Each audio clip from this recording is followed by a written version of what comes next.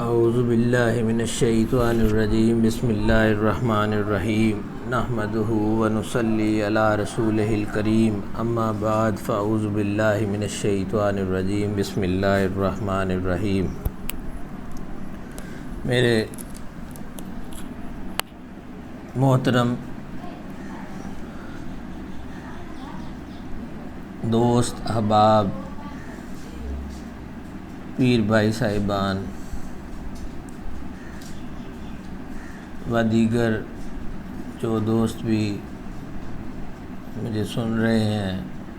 اور اس ویڈیو کو دیکھ رہے ہیں، اور میری تمام ماؤں بہنوں کو میری طرف سے السلام علیکم۔ میرا آج کا جو موضوع ہے اس کو میں 5-7 منٹ میں کوشش کروں گا کہ اس کی تھوڑی سی تشریح جو ہے میں وہ مقصد آپ تک بات کا پہنچا دوں، تو پھر اس پہ انشاءاللہ آہستہ آہستہ جو ہے وہ روشنی ڈالی جائے گی کہ کیسے احادیث مبارکہ سے وہ چیزیں ثابت ہوتی ہیں اور کیسے ہم ان پہ عمل پیرا ہوتے ہوئے اپنی زندگی کو دین اسلام کی راہ پہ ایک منظم طریقے سے چلا سکتے ہیں، اپنی ایک ادنا سی کوشش کر سکتے ہیں۔ باقی تو اللہ تعالیٰ اپنے حبیب نبی کریم صلی اللہ علیہ وآلہ وسلم کے صدقے، آپ کی اہل بیت اطہار کے صدقے اور صحابہ اکرام رضوان اللہ اجمعین کے صدقے ہم پر اپنا خصوصی کرم فرمائے،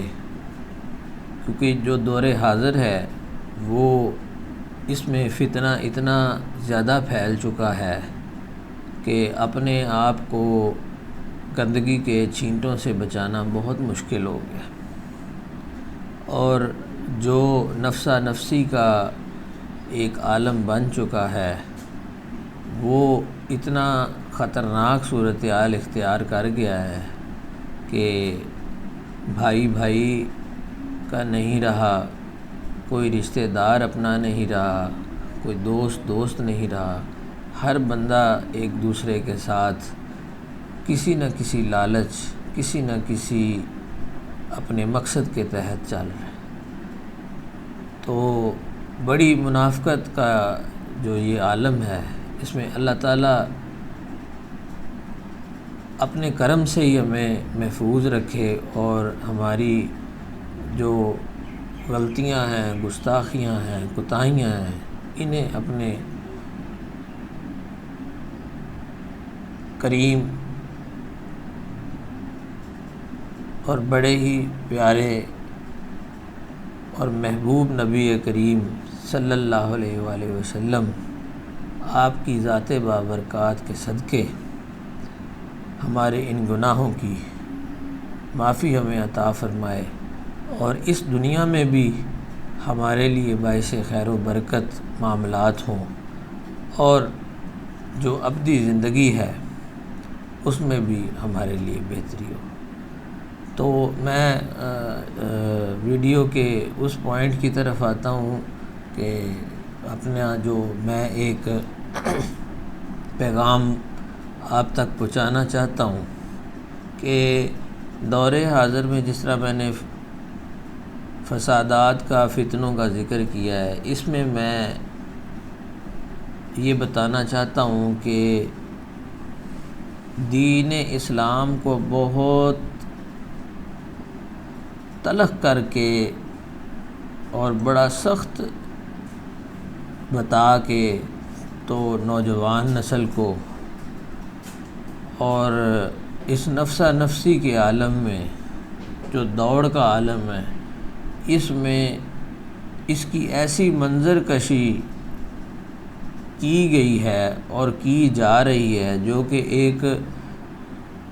پوری ترتیب کے ساتھ دین اسلام کو نقصان پہنچانے کی سازش ہے،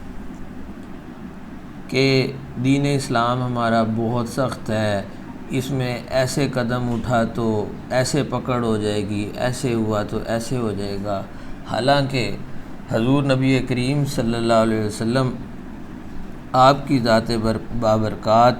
آپ کے ارشادات مبارکہ، احادیث مبارکہ سے کہیں پر بھی ہمارا دین مشکل ثابت نہیں ہوتا، بلکہ ہمارے دلوں کا جو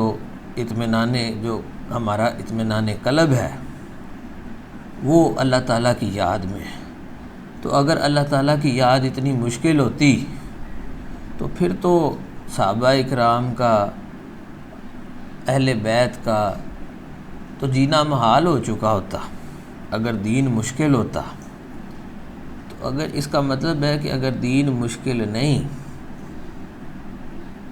تو تب ہی جوک در جوک صحابہ اکرام بھی اس دائرے میں آئے، آپ کے جو اہل بیت اطہار ہیں و دیگر رشتہ دار ہیں وہ سب دائرہ اسلام میں آئے، کیونکہ ہمارا دین اسلام بڑا خوبصورت دین ہے، اور اللہ تعالیٰ کی ذات بابرکات جو ہے اس کو بھی ایسے پیش کیا جاتا ہے۔ میں اس میں کسی خاص فرقے یا کسی بندے کو پوائنٹ نہیں کر رہا، ہر فرقے میں اور ہر قسم کے بندے جو ہیں ان میں کچھ نہ کچھ تعداد کچھ بندوں کی ایسی ہے جو اس پراپوگنڈے پہ کام کر رہے ہیں کہ ہمارے دین کو مشکل سے مشکل بنایا جا رہا ہے، جبکہ ہمارا دین بڑا خوبصورت، بڑا محبت والا اور بڑی شفقت والا اور بڑے کرم والا دین ہے۔ وہ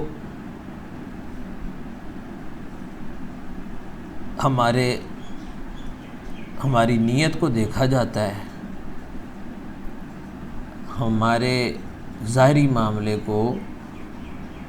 اللہ تبارک و تعالی ریاکاری میں شامل کرتا ہے کہ اگر ہم قربانی کرتے ہیں تو ہماری اکثر اس وقت اس موجودہ دور حاضر میں یہ ایک کوشش ہو گئی ہے کہ ٹھیک ہے ہمیں خوبصورت سے خوبصورت جانور جو ہمارے دل کو لگے، کیونکہ ہم نے اللہ تعالیٰ کی راہ میں قربانی دینی ہے، سنت ابراہیمی ہے، نبی پاک صلی اللہ علیہ وسلم کا حکم ہے، ہمارے دین کی ایک بڑا اہم جز ہے ہمارے دین کا، ہمارے پیارے آقا سرور کائنات حضور نبی کریم صلی اللہ علیہ وسلم کی بہت پیاری سنت ہے، اور ہم پر جو لوگ صاحب استطاعت ہیں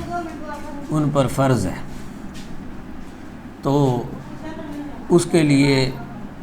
حکم بھی یہی ہے، جو کہ میں اپنی اگلی ویڈیو میں باقاعدہ جن چیزوں کا ذکر کروں گا اس ویڈیو میں حدیث مبارکہ سے آپ کو انشاءاللہ ان کا حوالہ دوں گا کہ ہمیں اچھے سے اچھا جانور جو ہے وہ لے کے، چونکہ جب اللہ تعالیٰ کی راہ میں قربان کرنا ہے تو اس میں ایسا مطلب یہ ہو کہ خوبصورت ہو۔ لیکن اس دور حاضر میں ایسا نظام ہو گیا ہے کہ اب قربانی کی عید آتی ہے تو قربانی کی عید پہ ایک دوست محلے میں اگر کوئی جانور لے کے آتا ہے تو ارد گرد کے لوگ پوچھتے ہیں، سب سے پہلا سوال پوچھتے ہیں کہ ساتھ یہ بھی کہتے ہیں کہ ماشاءاللہ بہت اچھا جانور ہے، کچھ تو اللہ تعالیٰ ان کا بھلا کرے وہ یہ بات کہنا بھی مناسب نہیں سمجھتے، کچھ تو عیب نکالنا شروع کر دیتے ہیں۔ تو یاد رکھیں کہ ایک چیز جب اللہ تعالیٰ کے نام پر، اللہ تعالیٰ کے حکم پر لائی گئی ہے تو اس میں عیب نکالنا بھی میرا خیال ہے، میں اگر مناسب سا لفظ بھی استعمال کروں تو بد اخلاقی کے زمرے میں آتا ہے، تو بڑا لفظ استعمال کروں تو پھر ایک علیحدہ بات۔ بہرحال یہ ایک بد اخلاقی ہے۔ تو جو اخلاقیات میں معاملات ہیں ان میں یہ ہے کہ کچھ دوست جو ہیں وہ یہ کہتے ہیں کہ جی ماشاءاللہ بڑا اچھا جانور ہے، بڑا اچھا آپ لے کے آئے ہیں، تو پھر وہ سوال اگلا کیا ہوتا ہے کہ جی یہ کتنے کا ہے؟ اچھا، وہ جو دوست لے کے آئے ہوتے ہیں وہ پھر اب ان کے اوپر بات آ جاتی ہے۔ اب وہ ماشاءاللہ سے وہ کچھ تو سچ بول جاتے ہیں، کچھ جھوٹ بول جاتے ہیں۔ اس دور حاضر کی میں بات کر رہا ہوں، میں پیچھے کی بات نہیں کر رہا، نہ آگے کی بات کر رہا ہوں، کیونکہ نہ میں آگے کی کوئی پریڈکشن دے رہا ہوں کہ آگے جا کے کیا ہوگا۔ جو پیچھے ہوا اس میں کچھ عرصے میں یہ معاملات ہوئے، لیکن اس سے پیچھے جو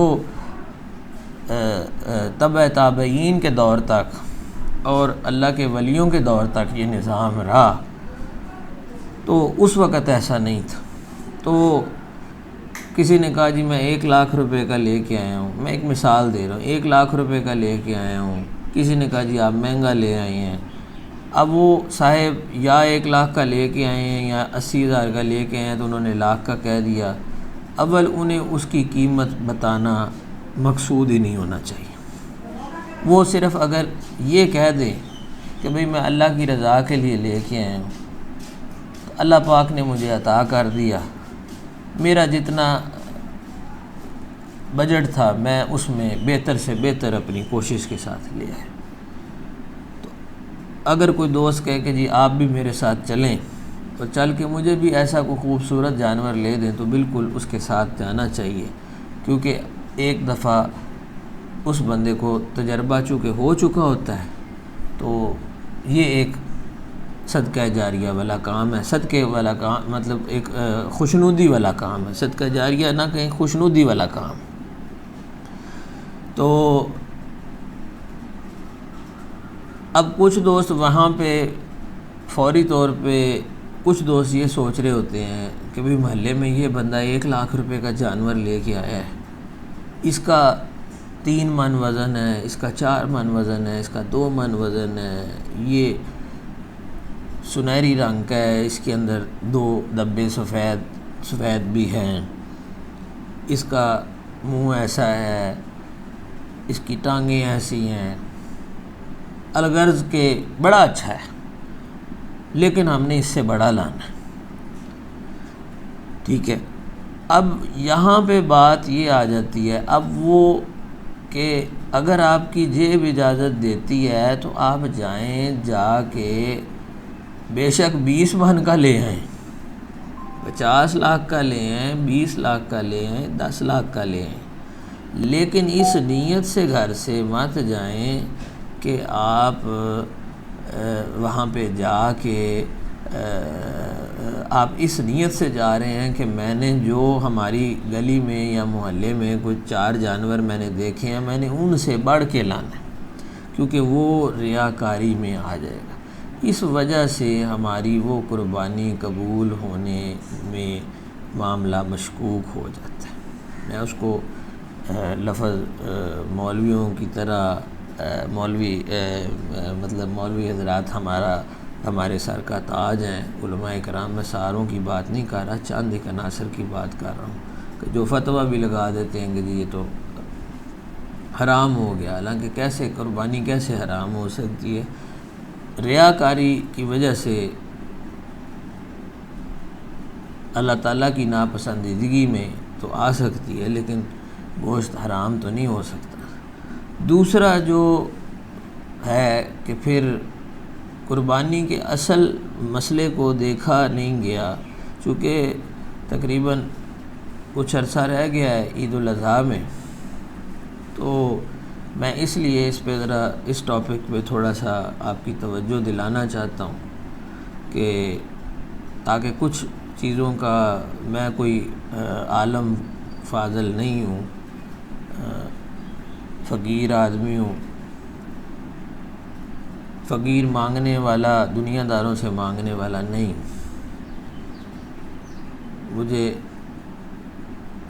اللہ تعالیٰ کے رسول نبی کریم صلی اللہ علیہ وسلم کے گھر کی بھیک مل جائے،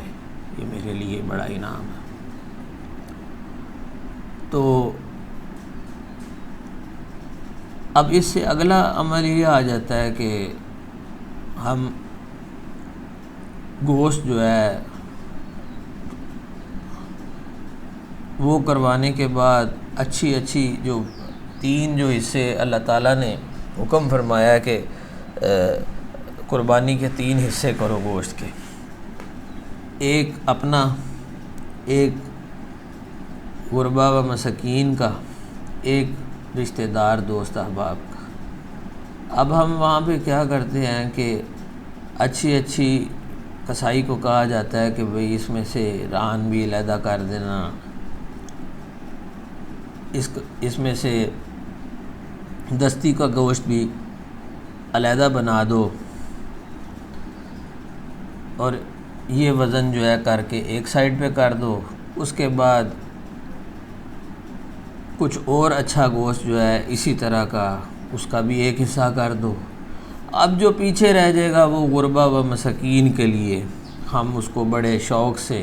شاپروں میں ڈال کے باہر کھڑے ہو جائیں گے اور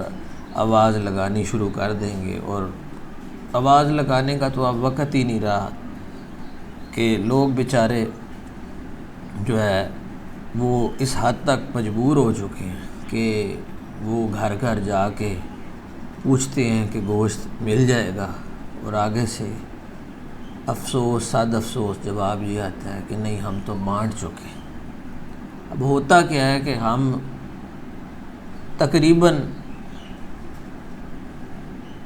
90% گوشت تو اپنے گھر میں ہی رکھ لیتے ہیں، 10% ہم اپنے ملازمین کو دے دیا یا ایک آدھ بندے کو باہر کوئی ارد گرد ہمسائے کو دے دیا، باقی وہ غربا و مساکین اور یتیموں کا حصہ تو ہم کھا گئے۔ ہم نے اب راضی کرنا شروع کر دیا کہ ہمارے رشتہ داروں کے پاس بہتر سے بہتر گوشت ہے، تاکہ وہاں سے بھی پھر بہتر سے بہتر گوشت آئے، اور ہماری فریج میں جو ہمارا حصہ ہے وہ بھی بہتر سے بہتر گوشت کے لیے وہ بھری رہے، ہم 6 مہینے کھاتے رہے، جبکہ قربانی دینے کا مقصد یہ ہے کہ صاحب استطاعت لوگ تو سارا سال گوشت بکرے کا، ویڑے کا، مرغی کا و دیگر جو حلال جانور ہیں ان کا گوشت جو ہے وہ ان کو اللہ تعالیٰ نے استطاعت دی ہوتی ہے اور وہ کھاتے ہیں۔ تو اس دن وہ لوگ جو کبھی کبھار گوشت ان کو کھانے کو ملتا ہے بوجہ حالات، معاشی حالات، تو یہ ان کا حق ہے۔ پھر بھی اللہ تعالیٰ کی تقسیم کتنی خوبصورت ہے کہ میں نے جیسے پہلے عرض کیا کہ لوگوں نے اس کو نہایت مشکل بنا دیا ہے ہمارے دین کو، جبکہ ہمارا دین بہت خوبصورت ہے، بہت آسان ہے۔ اگر ہم صراط مستقیم پر چلیں تو، اگر ہم اللہ تعالیٰ کے بتائے ہوئے راستے پر چلیں تو، اگر ہم اللہ کے رسول صلی اللہ علیہ وآلہ وسلم کے بتائے ہوئے راستے پر چلیں تو، اگر ہم آپ کے اہل بیت اطہار کے بتائے ہوئے راستے پر چلیں تو، اگر ہم صحابہ اکرام رضوان اللہ اجمعین کے راستے پر بتائے ہوئے راستے پر چلیں تو، اگر ہم نے اپنی من مرضیاں کرنی ہیں تو پھر دین کبھی کسی کے ہاتھ میں آ جائے گا، کبھی کسی کے ہاتھ میں آ جائے گا۔ کوئی کہے گا ایسے نماز نہیں ہوئی تیری، ایسے نہیں ہوئی، کوئی کہے گا میری ہوئی ہے تیری نہیں ہوئی، کوئی کہے گا اب جو نظام چل رہا ہے وہ یہی چل رہا ہے۔ ایک فرقہ کہتا ہے باقی سارے جہنمی ہیں، دوسرا کہتا ہے باقی سارے جہنمی ہیں۔ میں اکثر اہل تشیع حضرات سے، میرے بہت قریبی دوست ہیں اور بڑی محبت والے دوست ہیں، تو ان سے جب بھی گفتگو ہوئی ہے تو ایک ہی بات میں نے ان سے عرض کی ہے، اور ایک ہی بات جو ان کے اندر میں نے دیکھی ہے، جو میرے دوست، کہ اہل بیت کے ساتھ ان کی محبت ہے۔ تو اب اہل بیت کی محبت کی وجہ سے ہم ان کے ساتھ نفرت نہ کریں، بلکہ یہ ہمارے لیے سر کا تاج ہے۔ لیکن جہاں پہ صحابہ کرام کے بارے میں میرے دوست ایسے نہیں ہیں، میں اپنی بات کر رہا ہوں۔ جو حضرات صحابہ اکرام کے بارے میں بے ادبی اور گستاخی کی بات کرتے ہیں، اللہ تعالیٰ انہیں ہدایت کے رستے پہ لگائے، کیونکہ یہ بہت بڑی بدبختی کی علامت ہے۔ صحابہ آپ کے دوست ہوئے ہیں، رہ گیا کچھ معاملات جو پیچیدہ بنے، وہ ایک علیحدہ چیپٹر ہے، اس کی وجہ سے آپ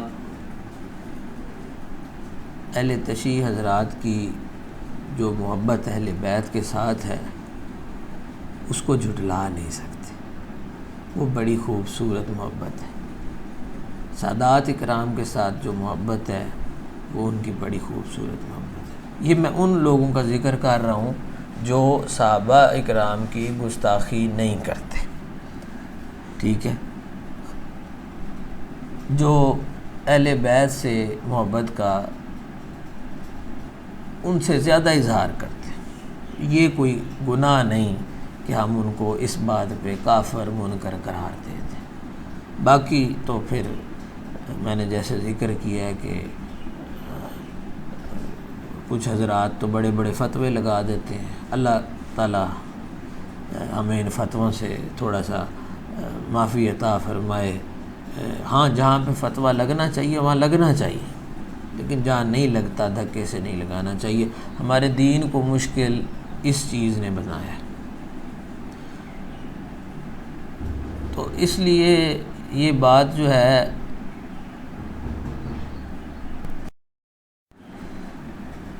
اس لیے وہ پھر گوشت جو ہے اصل حقدار پورے سال کے بعد وہ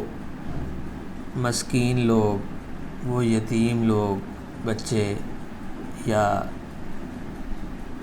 کوئی ایسے ادارے، فلاحی ادارے جو مستقل ان کو کھانا کھلا رہے ہیں، یہ حق ان کے تھرو بنتا ہے۔ بلکہ بہترین بات تو یہ ہے کہ آپ اپنے ہاتھ سے ان لوگوں تک وہ چیز پہنچائیں۔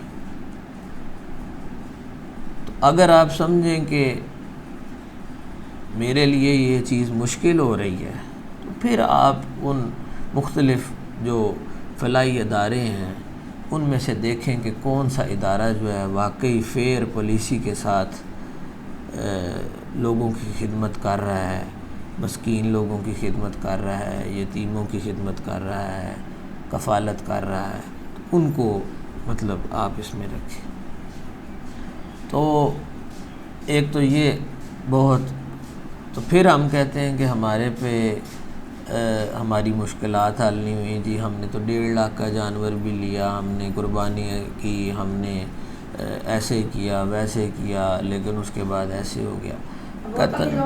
قطعاً اس بات سے تو اس میں یہ ہے کہ جی ہم نے تو قربانی دی، ہم نے ایسے کیا، ہمارے تو کاروبار میں برکت نہیں پڑی۔ اچھا، اب ہم اللہ تعالیٰ سے اس بات پہ نیکی کا عمل نہ کریں کہ لازمی ایسا ہی ہوگا اور پھر ہم گلے شکوے میں آ جائیں، یہ بات بھی بری بات ہے۔ چاہے ہم نے بڑی اچھے طریقے سے اور بڑے اللہ اور اللہ تعالیٰ کے رسول نبی کریم صلی اللہ علیہ وسلم آپ کی ذات بابرکات کے صدقے ہم نے آپ کے بتائے ہوئے طریقے کے مطابق قربانی کی، یا آپ کے بتائے ہوئے طریقے کے مطابق زندگی گزارنا شروع کی، تو اگر اس کے درمیان مشکلات آتی ہیں تو اس کا ہرگز مطلب یہ نہیں کہ آپ ہم سے ناراض ہیں، تو ہم پہ مشکل تب آتی ہے، مشکل مومن پہ تب آتی ہے جب وہ اللہ تعالیٰ کے قریب ہو جاتا ہے۔ اور یہ بھی ہمارے معاشرے کی ایک بہت بڑی میں کہوں گا بدبختی ہے، بد نظمی نہیں کہوں گا، بدبختی ہے، کیونکہ سمجھانے والے صحیح سمجھا نہیں سکے، یا سمجھنے والے صحیح سمجھ نہیں سکے۔ کہ اکثر کسی بندے پہ وقت برا آ گیا تو لوگوں نے کہنا شروع کر دیا، او جی دیکھو جی یہ تے عذاب الہی نازل ہو گیا، اب یہ نہیں دیکھا کہ بھئی یہ بھی تو ہو سکتا ہے کہ اس کو اللہ تعالیٰ نے اپنے زیادہ قریب کر لیا ہو اور اس پہ یہ وقت اس وجہ سے آ گیا ہو کہ دیکھا جائے کہ کیا یہ مطلب اس کے لیے امتحان کا وقت تو نہیں اللہ تعالیٰ کی طرف سے، کہ جب تک اس کے پاس گاڑیاں تھیں، جب تک اس کے پاس کوٹھیاں تھیں، جب تک اس کی فیکٹریاں تھیں، جب تک اس کے پاس ملازم تھے، جب تک اس کے پاس بڑا اچھے موبائل تھے، جب تک اس کے کپڑے بڑے اچھے تھے، جب تک یہ قربانیاں چار کرتا تھا، چار جانوروں کی، اس وقت تو یہ مجھے رب مانتا ہی تھا، رب تو اب بھی مانتا ہے، لیکن کیا مشکل وقت میں شکوے میں تو نہیں آتا؟ تو اس وجہ سے شکوہ جو ہے وہ ہمارا کسی صورت نہیں بنتا۔ تو بات میں یہ کر رہا تھا کہ جب ہم اس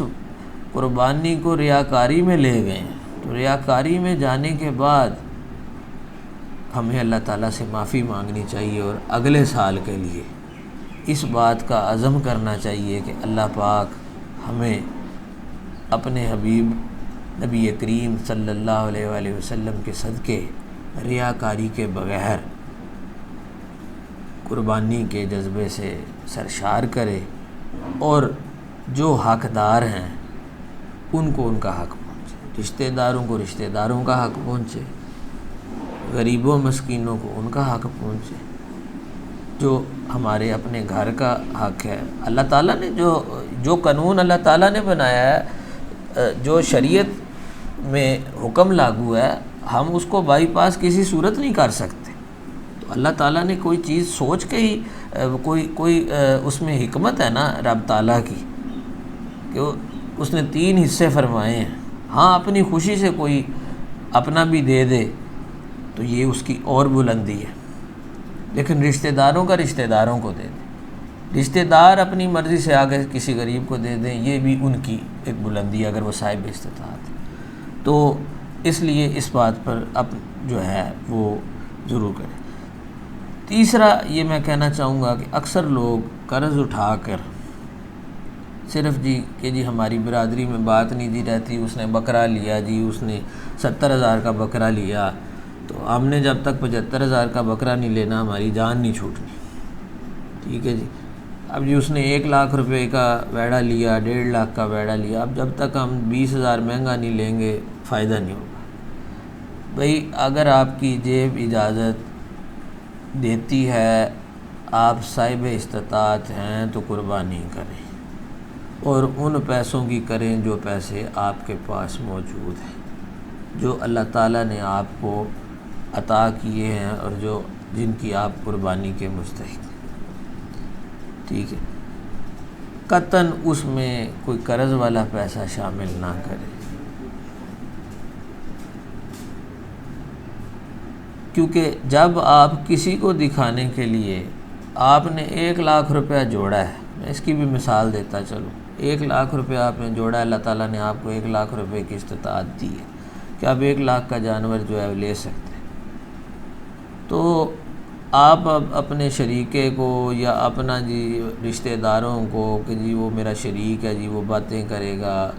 وہ جی محلے دار کیا کہے گا کہ جی وہ 4 من کا ویڑا لے کے آیا، میں اگر 2 من کا لے آیا تو لوگ کیا کہیں گے؟ تو لوگ کچھ نہیں کہیں گے، لوگوں کو راضی نہیں ہم نے کرنا، ہم نے اللہ اور اللہ کے رسول کو راضی کرنا۔ اس بات کا خاص خیال رکھیں اور اپنی اس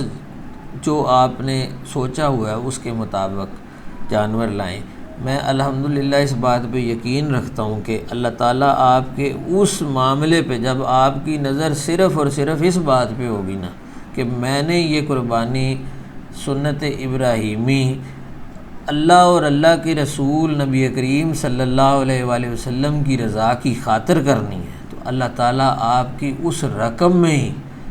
اتنی رحمتیں اور برکتیں عطا فرما دے گا کہ آپ کو ریاکاری کی ضرورت ہی نہیں پڑے گی، آپ کو قرض اٹھا کے بڑا جانور لینے کی ضرورت ہی نہیں پڑے گی۔ آپ نیت کر کے گھر سے نکلیں کہ میں نے اتنے میں معاملہ کرنا ہے جو میرے پاس ہے، میں نے کسی کو دکھانے کے لیے نہیں کرنا، میں نے اللہ اور اللہ کے رسول کی رضا کی خاطر کرنا ہے۔ تو جو برکتیں اس طرف سے نازل ہوں گی، یقین کریں میں یہ بات دعوے سے انشاءاللہ الحمدللہ کہہ سکتا ہوں کہ آپ اس عید پہ یہ نیت کر کے کریں تو صحیح، اللہ پاک آپ کے اس کام میں برکت عطا فرمائے گا۔ تو ایک تو یہ چیپٹر تھا جو عید الاضحیٰ کے موقع کی مناسبت کے مطابق۔ ابھی ٹائم تو کافی سارا پڑا ہے، لیکن میرا مقصد تھا کہ میں یہ پیغام دوستوں تک پہنچا دوں۔ باقی کچھ اور چیزیں بھی ہیں، کیونکہ ہمارا دین اسلام جو ہے وہ ہماری پوری زندگی پہ محیط ہے، تو ایک ویڈیو میں یا ایک ٹائم پہ ساری چیزیں سمانا جو ہے وہ مشکل ہے۔ تو اس لیے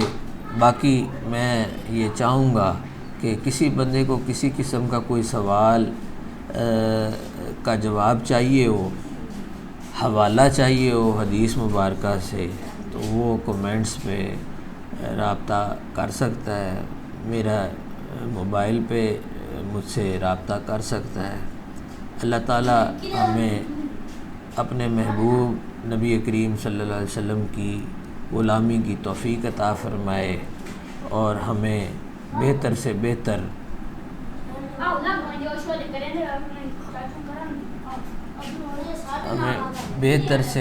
جو ہے وہ ہمیں رستہ جو ہے وہ عطا فرمائے،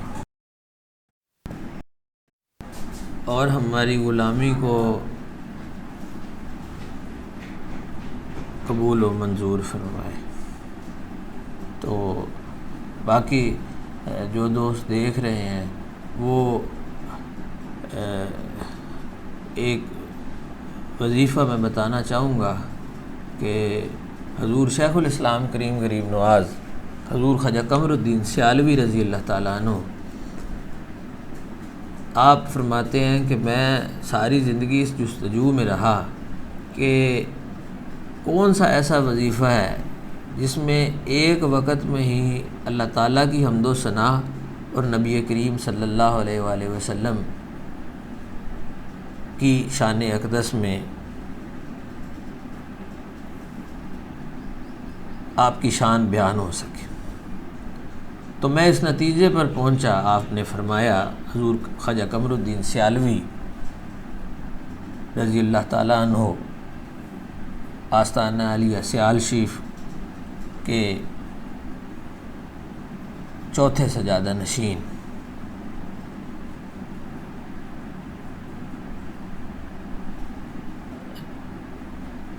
تو آپ نے یہ فرمایا کہ میں اس نتیجے پر پہنچا کہ درود شریف ایک ایسا وظیفہ ہے کہ جس میں اللہ تعالیٰ کی حمد و ثنا بھی بیان ہوتی ہے اور نبی کریم صلی اللہ علیہ وسلم کی شان بھی بیان ہوتی ہے،